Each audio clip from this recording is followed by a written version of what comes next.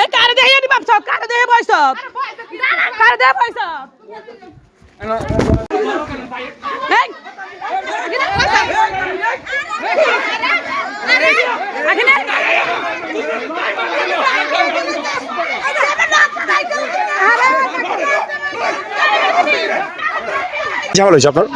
এখানে আমার বাবার 2 ঘন্টা 1 করা জায়গা আছে। এখন আমার জাদু ভাই মানে জোর করে আমার বাবার থেকে 2 করা জায়গা বেশি নিয়ে যাইতেছে। তারপরে দেখি তারা গরু উড়াইতেছে। পরে আমি বলছি বাবা এখানে তোমরা গরু উড়াইতেছো যে এখানে তো জায়গা মাফ হয় নাই। পরে বলতাছে হইলো তোর বাপে আইলো না কি রে, মানে ওর অনেক বাজে মন্তব্য যেটা আমার মুখে দেয়া আসার মতো না।